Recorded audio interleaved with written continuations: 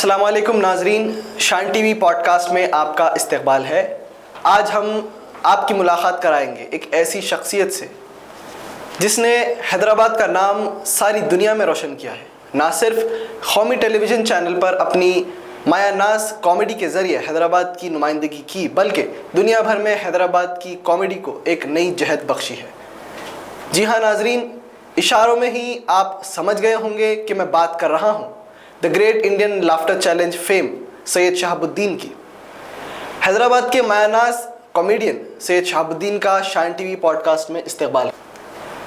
हैदराबाद में कॉमेडी से शुरुआत करने के बाद कभी कॉमेडी को अपना पेशा नहीं बनाया, इस पर आप हमारे नाजरीन से कुछ बात करें।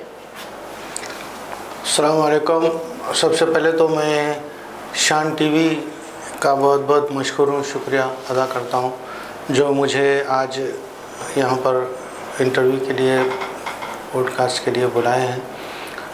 तो जहाँ तक के सवाल है the great Indian laughter challenge का जो आप बात कर रहे थे, the great Indian laughter challenge का मैं सेमीफाइनलिस्ट हूँ।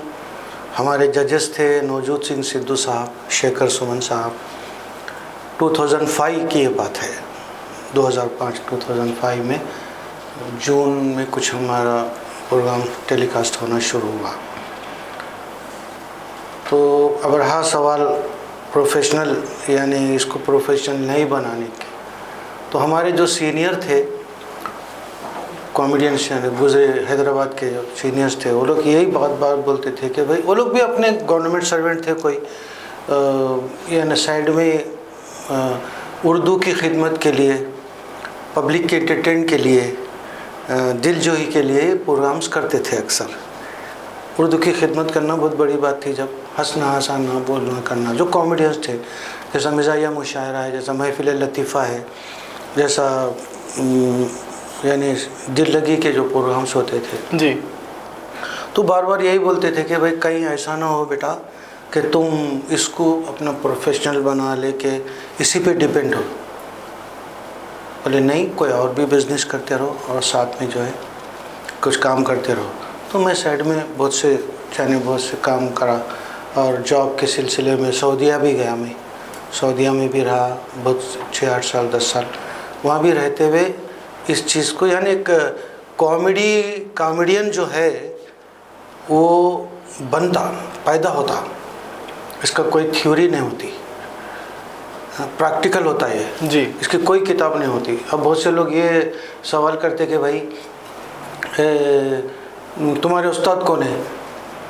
कॉमेडी में कोई किसी का उस्ताद शागिर्द नहीं होता। अच्छा, क्योंकि अक्सर लोग गलतफहमी में है, यहाँ भी हमारे हैदराबाद में, उन्हें मेरा शागिर्द है, उन्हें मेरा शागिर्द है। कॉमेडियन का कोई उस्ताद नहीं होता। और कॉमेडी जो है, कॉमेडियन खुद जो है क्रिएट करता, हंसना हंसाना महसूस करता, सामने वाले मेरी गुफ्तगू पे, मेरी बातचीत पे हंस रहे हैं या नहीं हंस रहे या मुस्कुरा रहे। बहुत से लोग ऐसे हैं खैखा लगाना, हंसना मुनासिब नहीं समझते और ऐब समझते, तो मुस्कुरा दिए तो हम ये समझते कि भाई हम कामयाब हैं। तो कॉमेडियन आप, मतलब बोलने का मतलब आपका लबे लुबाब ये है कि कोई भी कॉमेडियन का कोई उस्ताद या बॉस नहीं रहता, नहीं। वो खुद अपने आप को निखारता। मेरी हद तक तो नहीं रहता। इस वजह से कि अब आजकल बना ले रहे ऐसा वैसा है, फलां है, फलां के उस्ताद है, इसमें तो नहीं होता कि ये खुद अपने यानी नेचुरल बचपन से ही उसको शौक़ रहता है। जी, इतनी मकबूलियत और शोहरत मिलने के बावजूद आप इंतहाई सादा ज़िंदगी गुजारते हैं, जैसा कि हमने देखा। तो इसके पीछे का राज क्या है और इसके बारे में आप हमारे नाजरीन को क्या बताना चाहेंगे? सादगी, जैसा कि मैं बोला ना, हमारे सीनियर्स जो है ये बोलते थे कि सादगी से रहा करो। जी, क्योंकि ये चीज़ अगर हम अपने आप को बहुत बड़ा आर्टिस्ट समझने लग गए, चंद दिन के बाद कोई नहीं पूछता।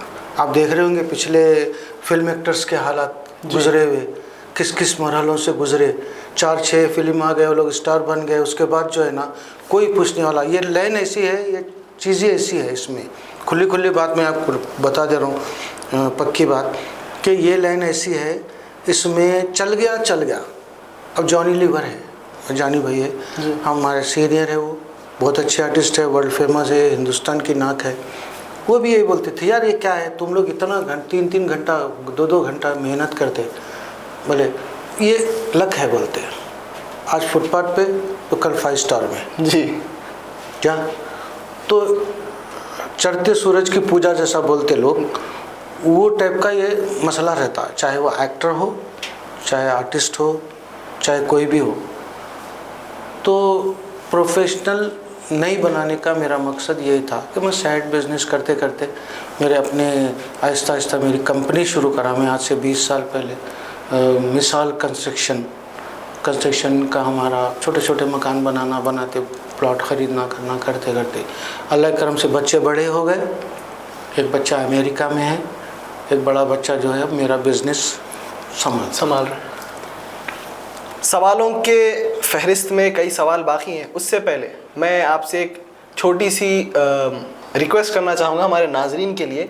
आपके बारे में जब मैं रिसर्च कर रहा था तो पता चला कि आप मिमिक्री बहुत अच्छी करते हैं, और अगर खुसूसी बात करें तो जो हैदराबादी मरफ़ा है उसकी आप मिमिक्री बहुत अच्छी करते हैं। तो उसका एक नमूना अगर हैदराबादी हमारे नाजरीन के लिए, शान टीवी के नाजरीन के लिए अगर आप पेश कर दे तो बहुत अच्छा होगा।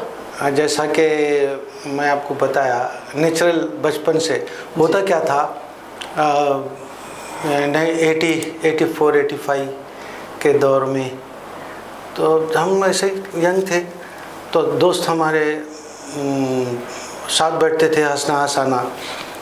तो मैं एक चीज़ महसूस करा, मिमिक्री कैसा आवाज़ दोस्त सब बोलते थे जी, वो कैसा करना है, उसकी आवाज़ निकालो, तबले की आवाज़ ऐसा, अजीज़ मियाँ कव्वाल कैसा गाते, वो मोहम्मद रफ़ी साहब कैसा गाते, ऐसा गाते, ऐसा एक नेचुरल आदमी में रहता बचपन से। तो ये मरफ़ा का जो है वो आइटम मेरा फेमस कहीं को हुआ बोले तो मैं क्या करता था, हमारे जो दोस्त होते थे वो लोग बोलते थे शाबाश शाबू मरफ़ा बजाओ, हम लोग नाचते, हवा में ऐसे नाचते थे। हूर तब पब्लिक इतनी नहीं थी, हूर रहता था चौरस्तों पे वगैरह, तो मैं जो है मुँह से मरफ़े बजाता था। अच्छा। तो उसमें एक यानी ये दिया मैं कि एक आइटम के तौर पे ये बनाया कि हम देखते थे अक्सर बेशतर वो ज़माने में जब शादी होती थी तो बारात बाज़ाब्ता 3, साढ़े 3, 4 बजे निकल जाती थी बाजे से, मगरिब के साथ ही निकाह खानी होती थी, जो टाइम पे खाने वाले लोग हैं खा करेंगे। तो रात में जब बारात वापस होती थी तब भी बाजा रहता था। अच्छा। पहले ज़माने में वापसी में भी दुल्हन को जब लाते थे तो जहेज़ पूरा जमा हुआ पीछे बंडियों पे, सामने दूल्हे की गाड़ी, दुल्हन पीछे गाड़ी में दुल्हन बैठी हुई है, पीछे बंडियाँ ढकल लेते, जहेज़ पलंग वलंग, ये वो पुराने लोगों को मालूम है ये चीज़। तो मरफ़े वाले क्या होता था, बारात आके रुकने तक वो लोग वहीं पर जहाँ से शुरू करना है मरफ़ा सोते रहते थे लोग जी। तो बारात आके रुकने के बाद बच्चे नाचने का शौक़, रात का वक्त मरफ़े वालों को उठाते थे, चलो उठो जी उठो, दूल्हा आ गया उठो।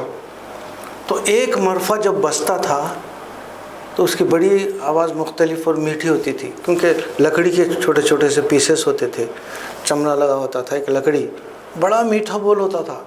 तो एक मरफ़े वाले साहब उठ के बजाते थे तो पूरे सब उठते थे, सब आते थे करीब करीब। तो इनके साथ एक बड़ा सा ढोलक होता जिसे हाजर बोलते, जब इसके साथ बजता तो जब एक मरफ़ा बजता ना तो कैसी आवाज़ होती थी, पम पम पम पम पम पम पम पम, तो पूरे आहिस्ता आहिस्ता बजाना शुरू करते थे, पम पटम पटम पटम पटम पटम पटम पटम। अब हाजर वाले साहब पम पटम पर धुगम बटकम धुगम बटकम धुगम बटकम धुगम बटकम धुगम बटकम धुगम बटकम। अब नाचना शुरू होता था, बच्चे सब नाचते थे करते थे, गर्म हो जाता था। तो इसमें एक एक्स्ट्रा मार होता था। अच्छा। फन आजकल तो देखने में वो चीज़ आ रही नहीं, उसी में फ़न होता था। अच्छा। बजते बजते दुगम बटकम बटम कनकम दुगम बटकम बटम कनकम दुगम बटकम बटम कनकम दुगम बटकम। अब जैसा गरम बजना शुरू होता तो दुगम बटम नाचते, नहीं भाई 3 मार बजाओ, 3 मार बजाओ बोलते। अब इनको खुद नहीं मालूम, जो बोलते 3 मार बजाओ, उनको खुद 3 मार किसको था, वे लोग बजाते बजाते 3 मार बजाते थे। एकदम बटकम झिगंग चिकंग झिगंग चिकंग झिगंग चिकंग झिगंग चिकंग झिगंग चिकंग। अरे 3 अपने दोस्त की पहली शादी है, नाचना अपने को बोलते हैं लोग, बजाते बजाते लोग फिर पलटते थे, झिगंग चिकंग झिंग जक झिंग चक झिंग चंग झिंग जक झिंग चंग झिंग जक। अब बजता था। अब ऐसा अगर बारिश का मौसम रहा, पानी पड़ता मरफे भीग जाते थे, तो भीगे हुए मरफे भी बजते थे।